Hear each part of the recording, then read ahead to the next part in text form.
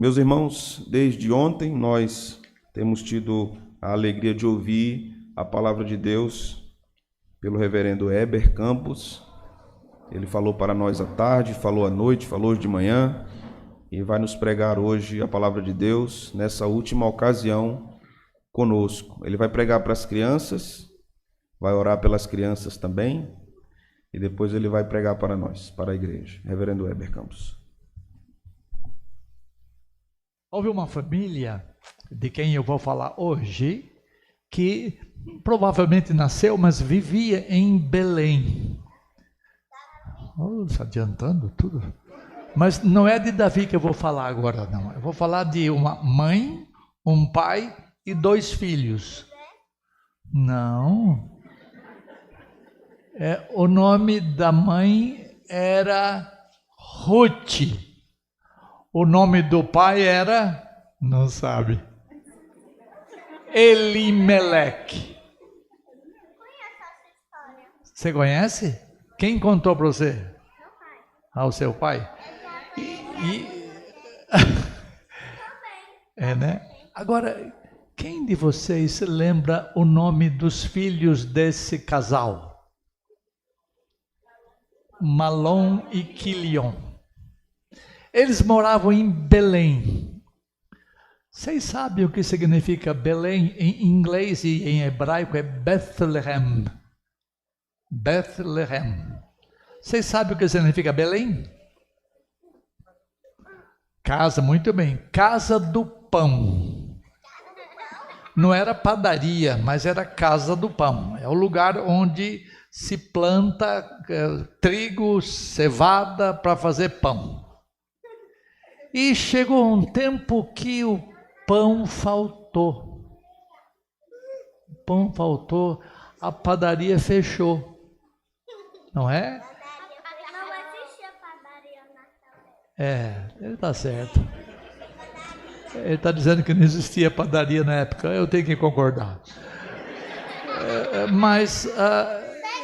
Mas não tinha mais pão. Então eles resolveram, preste atenção, eles resolveram sair da cidade de Belém e eles foram para um país diferente, que tinha uma religião diferente, que tinha um costume diferente, que tinha uma língua diferente. Hã? Foi para casa aqui? Foi por causa que secou. Eu não sei o que. Está certo. É porque não chovia, né? Não é igual aqui que chove o tempo todo. Então eles foram embora para Moabe. É uma terra, não é distante, não é?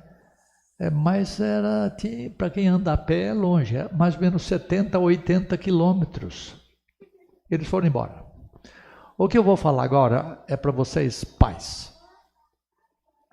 Os 2 filhos de de Noemi e Elimeleque, Malom e Quilion. Quando eles foram lá para a terra de, mesmo onde? Moabe. Eles fizeram alguma coisa que não devia acontecer no meio do nosso povo hoje. Eles se casaram com 2 mulheres que não criam no Deus verdadeiro. E eu ver se vocês sabem, hein? Você sabe o nome das 2 mulheres? Ruth e Orfa. Eles casaram com 2 mulheres que não criam em Deus. Eu vou pedir uma coisa para vocês, pais. Que vocês orem por seus filhos desde agora. Para que Deus dê ou uma mulher, ou se é menino, ou um homem, se é menina, para que eles casem com gente que ama ao Senhor. Eu me lembro que eu era pequeno, minha mãe orava, eu não entendia muito bem essa história, mas ela orava: Senhor, arranja uma mulher para o Heber. Heber sou eu. Arranja uma mulher crente para ele. Eu não entendia muito bem isto. Mas hoje eu entendo muito claramente.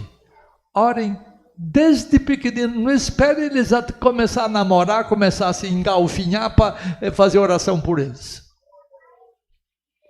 Orem desde agora, para que Deus dê a eles uma família cristã.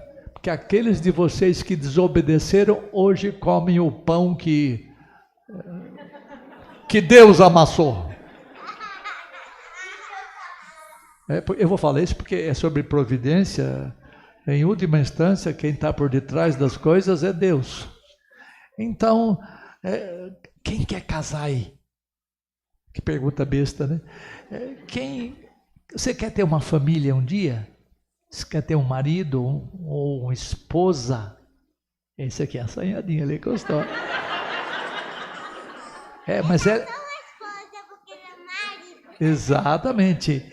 E vocês têm que começar a pedir a Deus. Você, filho, como se chama? Miguel. Quando você for dormir em casa de noite, fala uma coisa que talvez você não esteja acostumado e porque vocês não ensinaram isto. Fala assim: Pai do céu, eu ainda sou menino, eu não tenho desejos agora de casar e nem posso, mas quando chegar o tempo, me arranja uma esposa linda, não é assim? Pode ser, é bom, mas me arranja uma mulher que te ame, Senhor, uma mulher que creia em ti, para que vocês podem ser bonitos, marido e mulher, vocês podem ter riqueza, vocês podem ter inteligência, mas se vocês não comungam na esfera mais importante da vida, que é a vida relacional com Deus, tudo vai água abaixo. E alguns de vocês sabem disso. Então peçam a Deus para vocês terem uma esposa cristã, no caso vocês três. Hã? Eles dois. Esse é Miguel e esse é Miguel. Legal. 2 Miguéis. Esse daqui é o filho do pastor. Filho do pastor aqui. Isso. Ela é boa de informação. Então, vocês peçam a Deus um marido. Isto. Ainda bem. Porque esse negócio de pedir todes, não, longe de nós isto. Tá? Nós temos que ter pessoas cristãs casando com pessoas cristãs. Ruth e Orfa eram mulheres ímpias, ou seja, elas não criam em Deus. Não.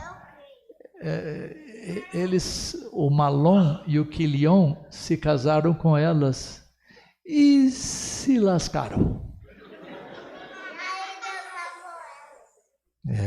O que Deus fez? Salvou elas. Você acha que Deus salvou as duas, a Ruth e a Orfa? Castigou. O que Deus fez com elas? Deus fez os maridos delas morrerem. Vocês já pensaram se Deus fizesse assim com alguns de vocês aqui nesta noite?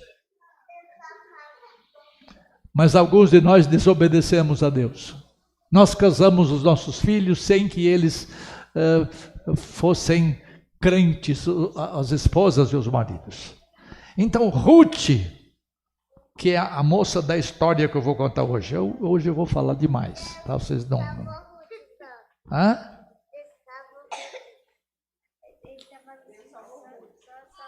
Isso, só salvou Ruth. Providência. Deus não salvou Orfa. Providência. Lembra que nós vimos o que providência é? Providência diz respeito a todos os atos que acontecem na nossa vida. Sejam eles bons ou ruins, agradáveis ou desagradáveis. Tudo é parte da obra providencial de Deus. Então, eu vou contar a história de 2 viúvas. Ruth e Noemi, que voltam para a casa do pão, porque o pão voltou a ser fabricado lá. Tá bom? Vamos fazer oração? Vamos orar, meu filho. Ô, Miguel, vamos acordar aqui. Vamos ficar. Vocês aqui, vão ficar de pé. Vocês aqui. Os adultos fiquem sentados. Vamos orar a Deus juntos. Senhor, nós pedimos por estas crianças, para que à medida que elas crescem, elas tenham consciência desta verdade. E ajuda os pais delas a suplicarem a Ti a graça deles casarem-se, terem filhos crentes, mas maridos ou esposas crentes. Cuida da nossa igreja para que ela não se misture e venha a se perder amanhã. Nós oramos em nome de Jesus. Amém. Vamos sentar agora.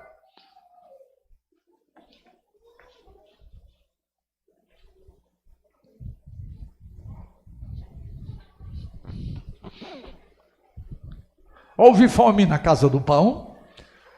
O casal com os 2 filhos foram embora para Moabe, uma caminhada de 80 a 90 quilômetros, e eles tiveram experiências muito desagradáveis.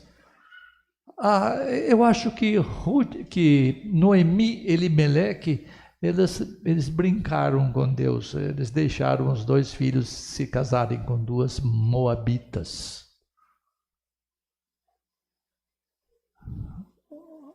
A Noemi levou uma pancada tremenda, a ponto de um dia ela dizer para Ruth: não me chame Noemi, mas me chame Mara, porque eu sou uma mulher amarga.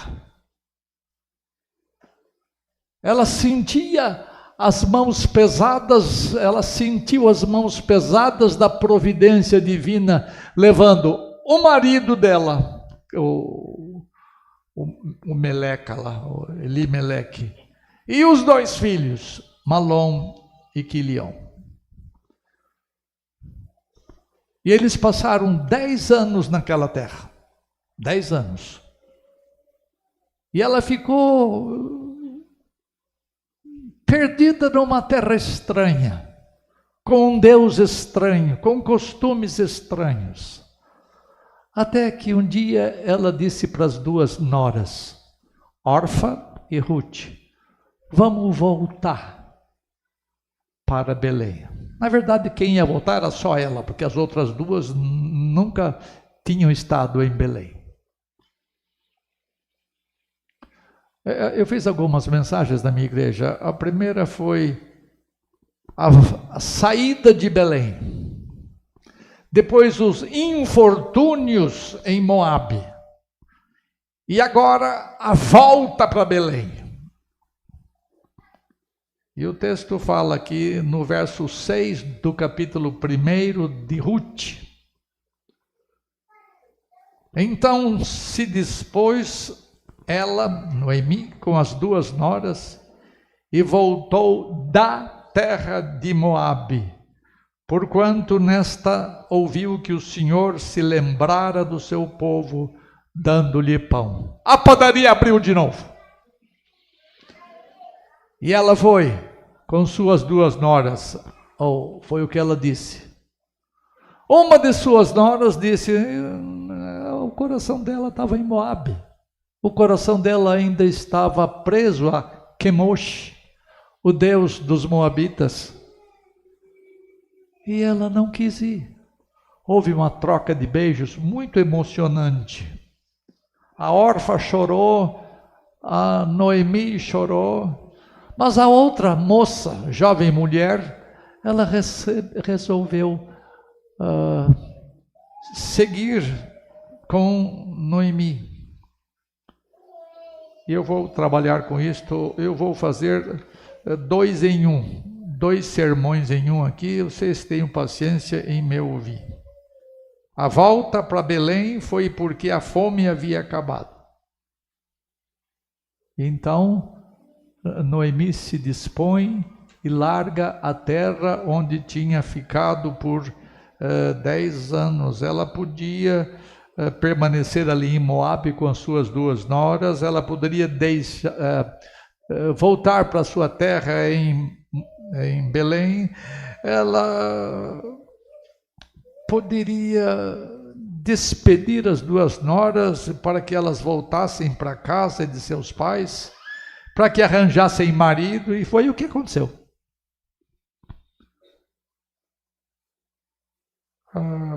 Noemi poderia incentivar as suas duas noras a se casarem com moabitas e permanecessem ali, na idolatria da terra.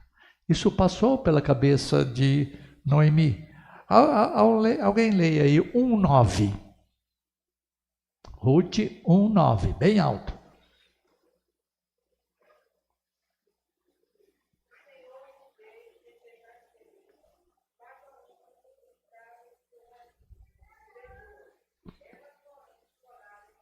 Isto, vão arranjar marido, minhas filhas. Vão arranjar marido. Aí em Moabe.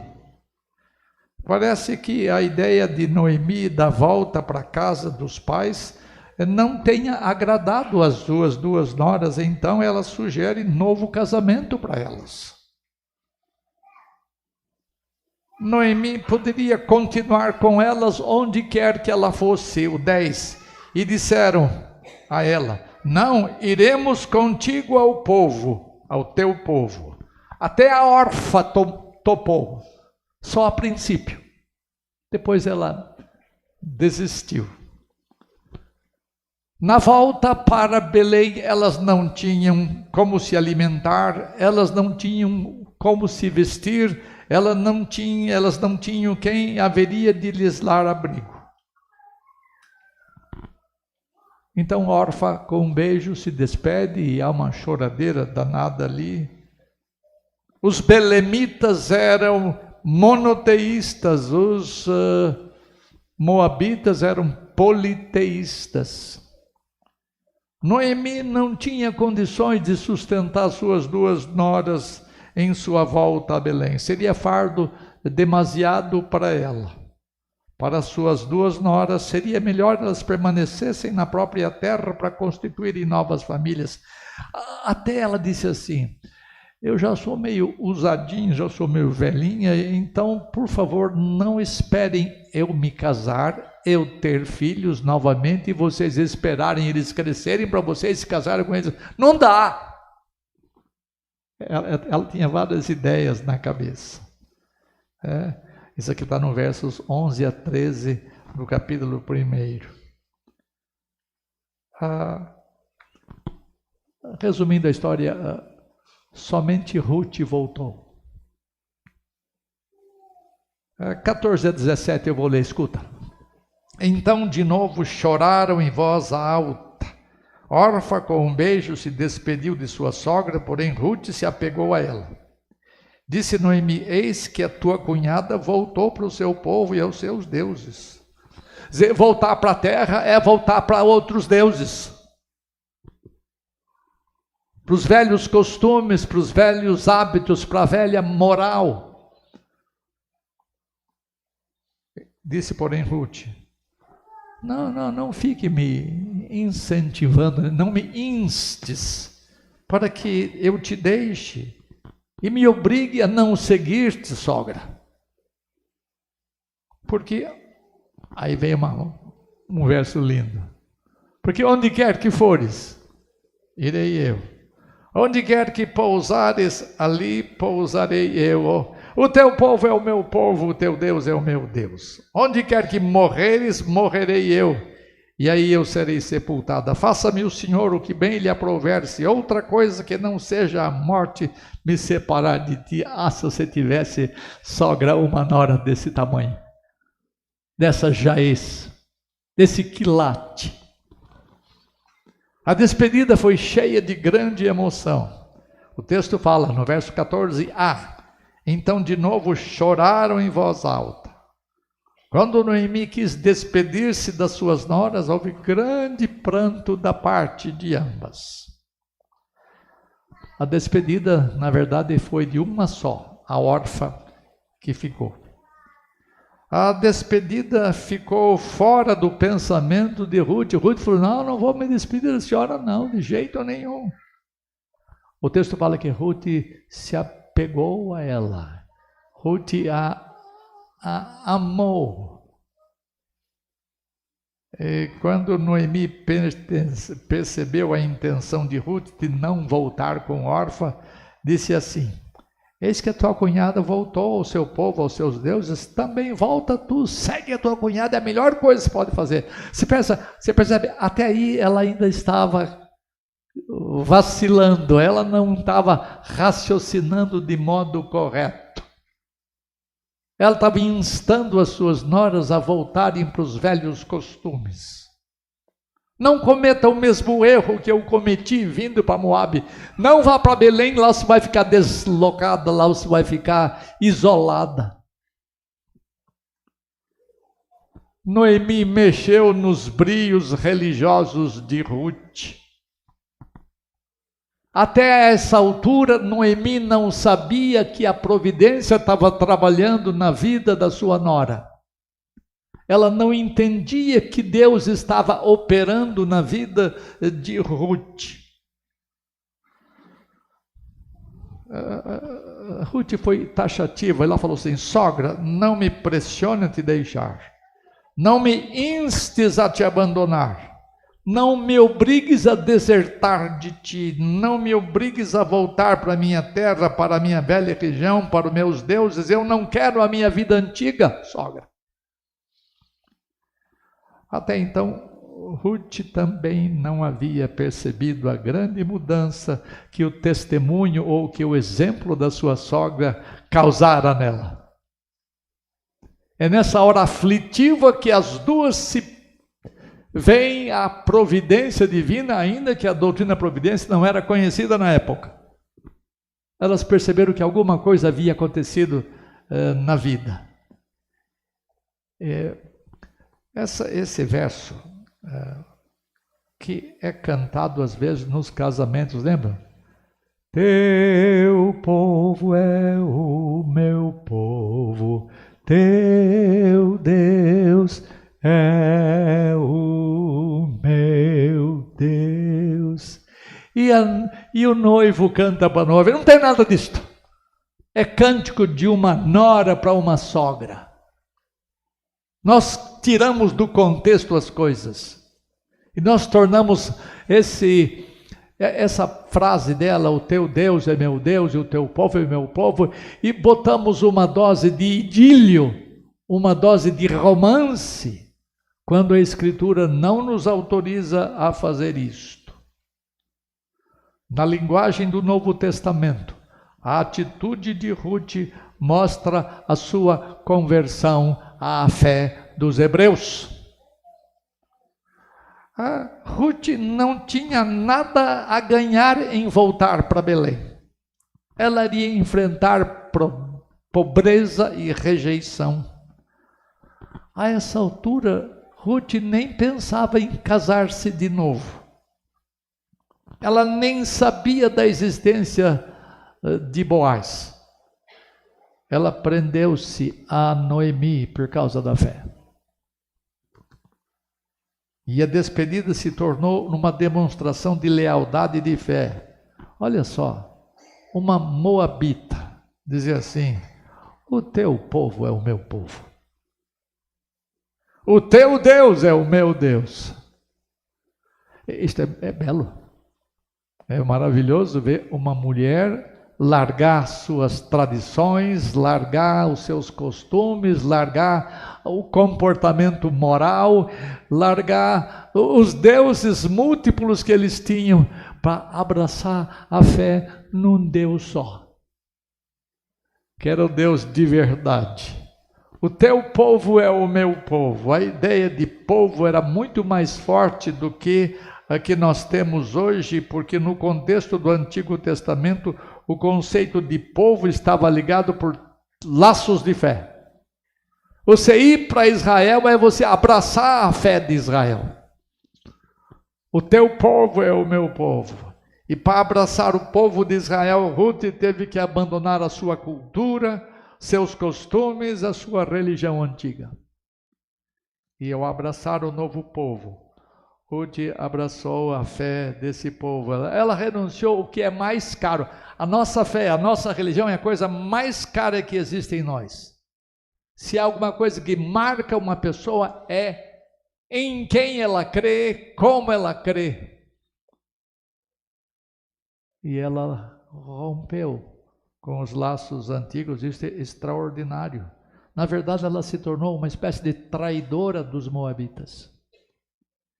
E Ruth abraçou o novo Deus. O teu Deus, sogra, vai ser o meu Deus. Aliás, vai ser não. É o meu Deus. Ela não sabia o quanto Deus havia trabalhado ainda na vida dela. Quando ela foi ordenada para ir embora, vai embora. Volta para os teus deuses, volta para Quemosh, volta para os costumes. Ela disse, não posso mais. Talvez alguns anos antes, ela teria voltado, mas a influência do pensamento, do comportamento, do exemplo da sua sogra foi muito importante. Ela não tinha de quem aprender nada. Então, um novo Deus ela abraçou. A despedida se tornou numa demonstração de lealdade espiritual. Ruth se voltou do politeísmo para o monoteísmo. Ela abandonou os vários deuses que os moabitas tinham. É a descrição clara de genuíno arrependimento. Paulo, escrevendo aos Tessalonicenses, uma vez lhes disse assim, eles proclamam que repercussão teve o nosso ingresso no vosso meio. Eles proclamam como, deixando os ídolos, vos convertestes a Deus, para adorardes o Deus vivo e verdadeiro. É o que estava acontecendo com Ruth. O exemplo isolado de Ruth foi uma antecipação do que haveria de acontecer a muitas pessoas no tempo de Paulo. Ruth nunca havia estado em Belém, mas trazida pela graça de Deus, pelo exemplo, pelas palavras, pelo comportamento da sua sogra, ela se voltou para o Deus dela. Ruth rejeitou Quemosh e aceitou Jeová. Ruth se voltou dos deuses mortos e foi para o Deus vivo. É provável que Ruth não entendesse muita coisa da teologia do Antigo Testamento, pois ainda o Antigo Testamento não tinha sido desenvolvido, só havia a essa altura o Pentateuco, ou seja, os 5 primeiros livros da lei. E numa hora de grande necessidade, ela fez o que todos vocês, todos nós devíamos fazer, ela correu para o refúgio. Ela correu para o lugar certo, no Deus verdadeiro. Eu não sei como é que ela descobriu isso. É provável que ela tenha seguido o exemplo da sua sogra, mas é alguma coisa que ela percebeu somente na hora da confissão, na hora do reconhecimento. Ela disse, não, sogra, eu não posso largar a senhora, porque eu creio como a senhora. Eu creio como o povo da senhora. Eu abandono os meus deuses e eu aceito, eu creio no Deus verdadeiro. Veja que a despedida se tornou numa demonstração de lealdade, de profundos laços de família. Veja essa frase dela que eu não li ainda, verso 17. Onde quer, sogra, onde quer que tu morreres, eu morrerei. E ali eu serei sepultada. Faça-me o Senhor, isto é, faça-me Jeová, é a palavra hebraica aqui. Faça-me o Senhor o que bem lhe aprouver, se outra coisa que não seja a morte me separar de ti. Juntamente com a sua declaração de fé, ela dá uma declaração de lealdade, de profundos laços de família. Sabe, morrer e ser sepultada é alguma coisa que a gente não pensa. Mas eu lembro que Abraão queria morrer e ser sepultada onde a sua mulher foi sepultada, porque morrer na pátria é a coisa melhor que pode acontecer. Noemi ia morrer na sua terra, em Belém da Judeia. E Ruth abriu mão do privilégio de querer ir morrer na sua terra. Ela foi na terra de Noemi. E ali eu quero ser sepultada com a senhora. Arrependimento significa que você aprendeu com os erros do passado. E se você se arrepende do seu passado, se você percebe que bagunçou a sua vida por causa do seu passado, e se você está cansado de viver como um pagão, venha para o lugar onde os cristãos se reúnem. Junte-se ao povo de Deus. Partilhe da crença dos cristãos. Desfrute da alegria interior dos cristãos. Abrace o Deus dos cristãos. Ainda que você permaneça na sua própria terra, que no caso nosso é o Brasil. Simplesmente volte para a fé daqueles que amam a Cristo Jesus. Somente então você encontrará descanso para a sua alma. Aí no verso 22, escuta lá. Assim, voltou Noemi da terra de Moabe, com Ruth sua nora, a moabita, e chegaram a Belém no princípio da colheita da cevada. O pão tinha voltado para casa do pão. E eu acho que se houvesse um intérprete, reverendo, um intérprete mais arrojado, teria traduzido assim, que Ruth voltou porque era o tempo da Oktoberfest, o tempo da festa da cerveja, porque a cerveja é feita de cevada. Mas isso aqui é brincadeira minha. O tempo de Deus sempre é impecável.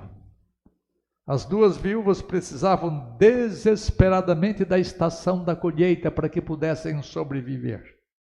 Não tinham recurso algum. Os homens da vida dela haviam desaparecido. 3 homens. O esposo da Noemi e os 2 filhos, que são maridos dos 2 filhos, são esposas dos 2 filhos. E os filhos morreram, moços ainda. Nem filhos eles chegaram a ter. Alguma coisa estava por acontecer, mas ninguém sabia de nada. Nem Noemi, nem Ruth, nem Boaz. Mas o santo Deus estava executando um plano de antemão bolado. Providência.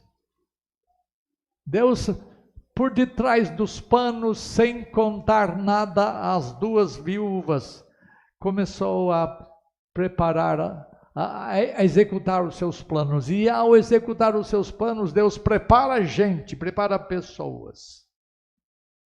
Depois de 3 funerais, 2 viúvas viajam para a terra de Belém, mas não havia promessa nenhuma do cuidado de Deus. Não havia nenhum traço da providência na vida delas. A única coisa que que Noemi sabia é que havia lá um parente do seu marido. E ela não sei se sabia o nome dele. Não se esqueça de que ao chegar em Belém, eu repito o que eu disse, ela disse à sua nora, não me chame mais de Noemi, me chama de Mara. Sua vida havia se tornado virado de cabeça para baixo. Ela continuava a pensar que Deus a tinha tratado muito duramente. A única coisa boa da vida de Noemi é a nora que ela tinha. Via de regra, em todos os seus atos providenciais, Deus opera imediatamente. Isto é, Deus usa meios, Deus usa pessoas para fazer com que outras pessoas recebam as bênçãos dele. Ele prepara pessoas que, mesmo que não saibam que estão sendo preparadas, Deus opera de modo que nós não podemos ver senão somente quando as bênçãos chegam. Deus preparou Noemi. Embora Noemi não soubesse, Deus já estava trabalhando para o futuro dela durante os amargos dias de Moabe. Os anos de ternura são sempre precedidos pelos anos de tormenta. Vieram os anos de tormenta primeiro, onde ela perdeu a mulher, o marido e os 2 filhos. E então, alguma coisa nova estava por acontecer, mas ela não sabia ainda.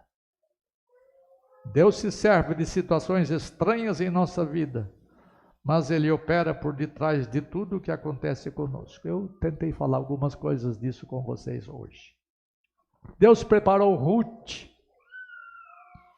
Providencialmente, Deus fez com que Ruth se tornasse uma mulher crente. Imagina se Ruth não se tornasse uma mulher crente. A vida dela seria uma desgraça, perseguida, discriminada, sofrida em Belém. Mas Deus começou a trabalhar nela e ela não sabia isso, até que ela se declarou crente no Deus dos Hebreus. O teu Deus é o meu Deus, não é? Providencialmente, Deus fez com que Ruth esperasse pacientemente até o tempo correto de agir. Ruth não tinha ideia alguma do que a aguardava em Belém. Ela simplesmente obedeceu, não foi a um mandado, não. Não foi a um chamado, não. Deus nunca disse, Ruth, vai para lá. São impulsos que Deus coloca em nosso coração, que nós nem sempre temos olhos para ver e coração para entender. E ela foi. Providencialmente, Deus fez com que Ruth se houvesse amorosamente com a sua sogra. Disse Ruth a Moabita, está lá em 2:2. Deixa-me ir ao campo, sogra, e apanharei espigas atrás daquele que me favorecer. Ela disse, vai minha filha, vai trabalhar. Ruth fez com sua sogra o que muitas noras se recusam a fazer. Ela tratou muito amorosamente, de modo muito diferente do padrão das muitas famílias. Hoje, as relações entre nora e sogra são motivo de piada. Mas não por causa de Ruth. Há muitas Noemis que queriam ter uma Ruth, ou Ruths que queriam ter uma Noemi. Cai entre nós. Tem umas briguinhas entre noras e sogras. Porque as noras roubaram os filhos delas. Esse troço é delicado. Você não ouve muito nora falar de sogra, eu amo a minha sogra, ou vice-versa.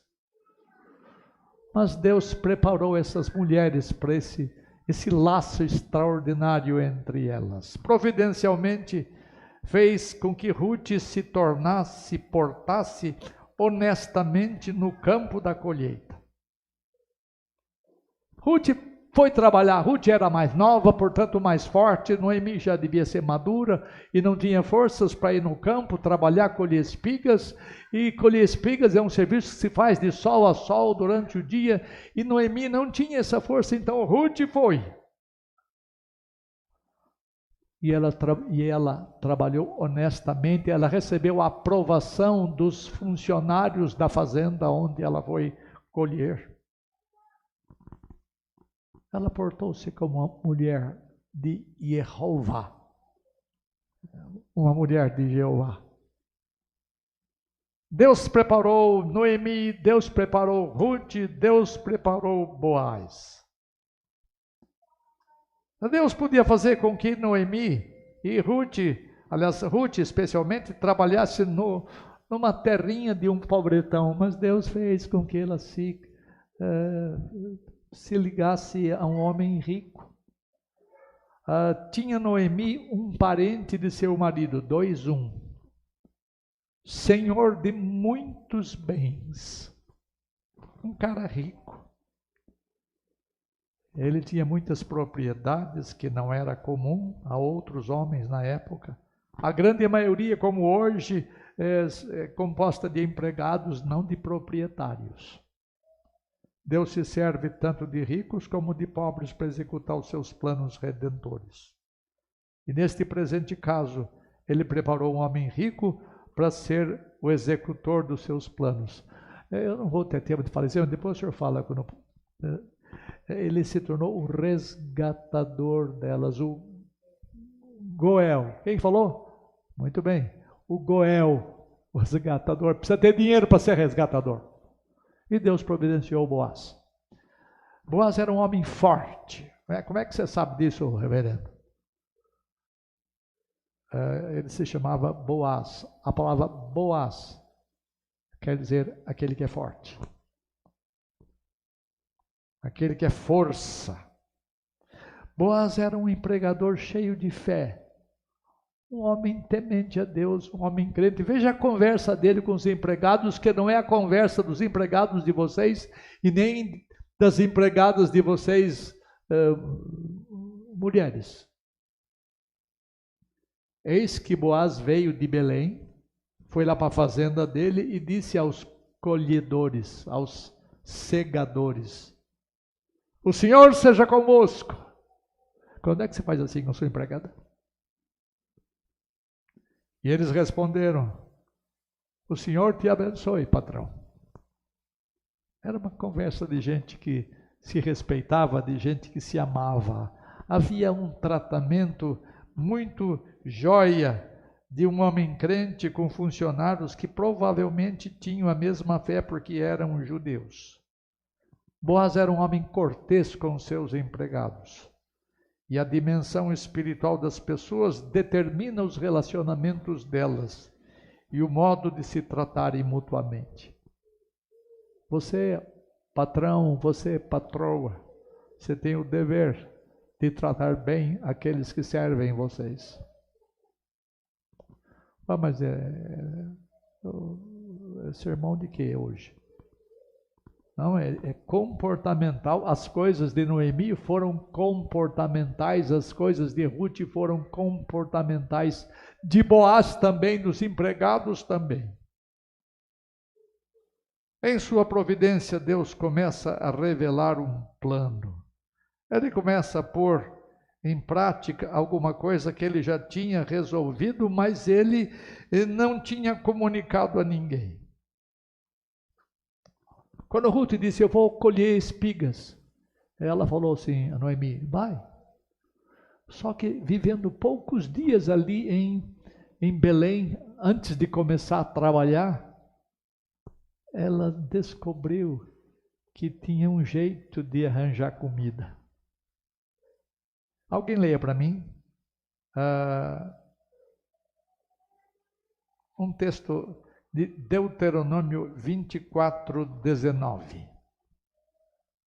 Deuteronômio 24:19. Quando no teu campo cegares a messe e nele cresceres os peixes de espigas, não botarás a tomá-lo. Deixa as espigas lá. Vai para frente, vai colhendo, vai colhendo. Isso é a ordem divina. Para o estrangeiro, para o órfão e para a viúva será. Para que o Senhor teu Deus te abençoe em toda a obra das tuas mãos. Ok, e aparece em vários lugares, que Deuteronômio 24:20. Leia o 20 também. Quando sacudires a tua oliveira, não botarás a colher o fruto dos ramos. Para o estrangeiro, para o órfão e para a viúva será. Eu tenho outros textos aqui da Bíblia que falam a mesma coisa. Deus tinha provisão para o pobre. E Ruth se qualificava exatamente para isso. Primeiro, Ruth era pobre. Não tinha onde comer. Ruth era o que mais? Viúva. O que mais? Estrangeira. Ela tinha todas as credenciais para poder trabalhar nos campos colhendo as espigas que eram deixadas. Ela não teve dó de si mesma, ela se pôs a trabalhar. Ela não ficou passivamente esperando ao Deus dará. Deus deu para ela, mas ela teve que trabalhar. Deus providencia para nós o pão de cada dia, mas você tem que trabalhar. E foi assim que Ruth fez. Em sua providência, Deus supervisiona os resultados. Ela se foi, verso 2, 3. Ela se foi, chegou ao campo e apanhava após os segadores. Isto é, o pessoal colhia, se ficava espigas no meio do caminho, eles iam embora, não podiam voltar. É para pobre, é para estrangeiro, é para órfão.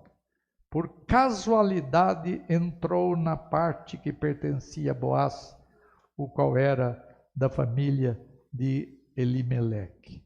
Eu acho que o escritor disso aqui, há quem diga que foi Samuel. Eu acho que Samuel deu uma escorregada. Deu uma escorregada. Ele não era bom de teologia. Por causa de quê? Casualidade.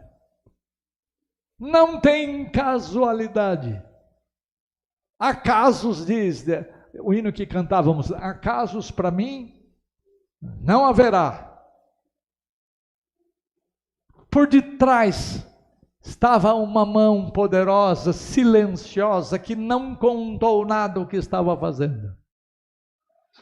E Deus foi peneirando a coisa de tal forma que ele trouxe bênçãos. Ruth não sabia do que estava para acontecer, mas nada acontece sem a superintendência divina. Mesmo um pingo d'água faz diferença nas manifestações providenciais de Deus. Mas nada acontece na providência divina casualmente. Nenhuma das folhas de uma árvore caem sem que haja uma determinação divina. Nenhum cabelo cai da cabeça. Eu estou vendo dois na minha frente assim. Tem outro ali, sem que Deus autorize. Eu já disse para vocês, eu já consolei vocês anteriormente, dizendo que na nova terra não vai ser assim. Mulheres, preparem para receber homem cheio de pelo.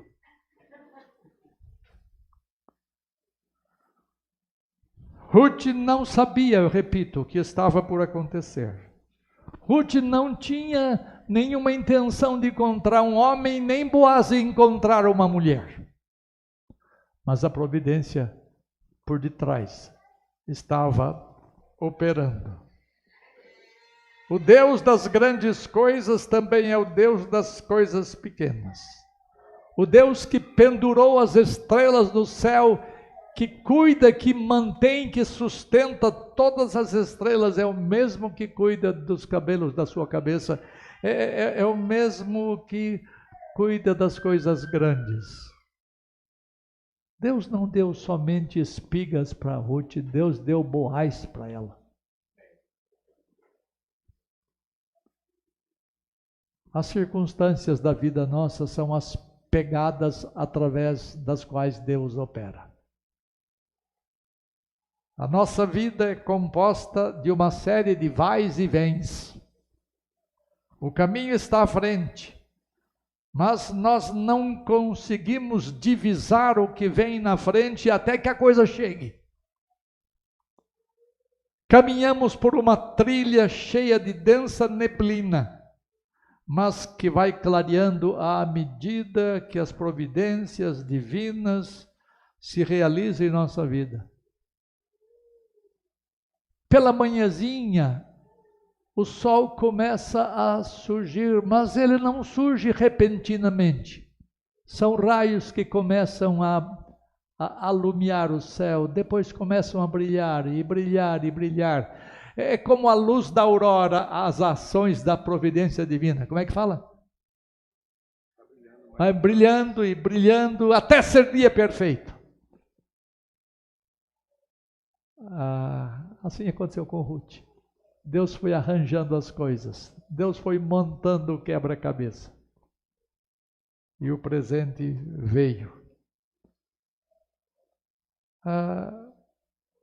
Em sua providência em Belém, Deus foi muito inesperado na sua ação. Vou repetir. Ruth não estava atrás de marido, muito menos Boaz atrás de uma mulher. Ruth estava ansiosa para a sua subsistência. E Deus dirigiu Ruth para a única pessoa que poderia retirar da pobreza a Noemi e ela própria. Deus faz com que vidas daqueles personagens se cruzem e vemos Deus fazer isto por toda a Escritura. O que aconteceu com elas, repito, não é casualidade, é obra providencial de Deus.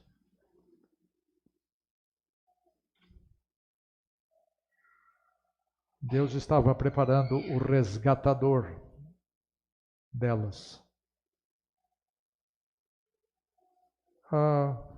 John Piper, um escritor contemporâneo, eu o conheço pessoalmente, ele é um norte-americano e ele diz que Deus está fazendo 10.000 coisas em nós, agora.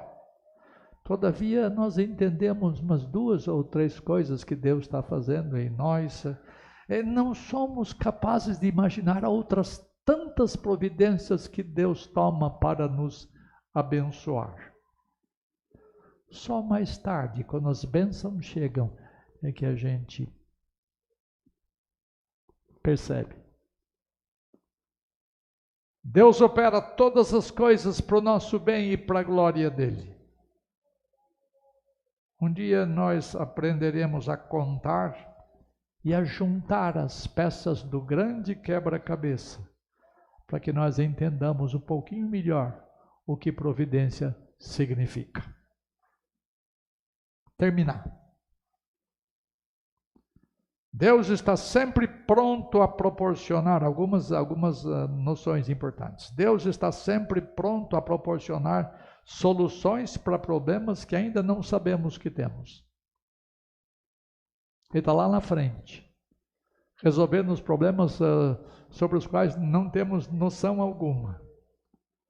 Antes de você perceber, a providência está trabalhando por você. Segunda coisa, Deus opera a respeito do futuro enquanto nós estamos vivendo o presente. A providência sempre chega na frente, sempre antes de nós. Deus está sempre trabalhando enquanto as nossas necessidades estão se formando. Aprenda a dormir descansado a respeito das coisas que vão acontecer no dia de amanhã. Há uma verdade na Escritura que fala assim que aos seus amados Deus dá o pão quando? Enquanto dormem. Vocês sabem, por que vocês ficam preocupados? Deus está sempre na quarta-feira preparando as coisas do sábado. Ele vai sempre adiantando-se às coisas. E quando chega a hora própria, acontece. Olha, aconteceu. Deus supervisiona os resultados. Não havia elementos claros que delimitavam os campos. Não havia cerca, não havia arbustos plantados para limitar os campos de fulano, de ciclano, de beltrano. Ruth foi trabalhando. De repente ela caiu no campo de Boaz. Ela se viu no campo de Boaz. Coincidência. Casualidade. Não foi acaso, mas foi obra da providência de Jesus, o Redentor, ou melhor, de Deus, o Redentor, que ela tem entrado no território do campo de Boaz. Deus se serve da ignorância nossa, como se serviu da ignorância de Ruth, para ter o primeiro contato com Boaz. Nada escapa ao controle do Eterno nas suas providências. Não houve acaso nesse evento, nem casualidade, nem destino cego, mas a perfeita obra providencial de Deus para a alegria e felicidade de uma família que estava para constituir. Se você conhece a história, e nós conhecemos do fim para o começo. Ruth arranjou um grande homem. Provavelmente ela uma grande mulher. E Noemi arranjou um netinho que ia ser bisavô de Davi. Não é sem razão que Deus fez com que Ruth entrasse na genealogia de Jesus Cristo. Uma estrangeira, uma mulher outrora ímpia, assim como a outra lá, como é que é? Raabe. Uma sem vergonha e outra ímpia. Deus catou e trouxe para ser parte da genealogia de Jesus Cristo. Deus faz surpresas para nós. Deus deu Boaz para Ruth, Ruth para Boaz. E aquela velha que não podia mais ter filhos e nem estava na época mais, a madre havia cessado, segurou o pequeno nos braços. O bisavô de Davi, o ascendente mais importante de nosso Redentor Jesus Cristo. Não vos preocupeis com o que é vez de comer, com o que é vez de beber. Nós somos chamados a confiar no Deus que trabalha quando a gente não vê. Deus ajude você a entender isto. Eu escolhi Ruth, a pregação de hoje, para mostrar um aspecto prático da providência divina. E vocês têm que olhar Ruth com essa perspectiva. Boaz com essa perspectiva e Noemi com essa perspectiva. Coitado da órfã. Sem Deus, ela ficou órfã. Eu estou fazendo um jogo de palavras aqui. Sem Deus, ela ficou órfã. Sem Deus, sem esperança no mundo. Mas a outra, santamente atrevida, disse: o teu Deus é o meu Deus. O teu povo é o meu povo. Deus seja bendito por esta bela história. Por este romance. Continua hoje à noite, se puder, na Bíblia, leia o restante e veja o namoro dos dois. O fato dela deitar ao lado do lugar, da eira onde ele estava, é muito joia. É possível que algumas de vocês que são viúvas se arrisquem a querer casar. Mas Deus não vai contar nada para você antes. Se acontecer, vai acontecer. Não por casualidade, mas por providência divina. Assim seja. Amém.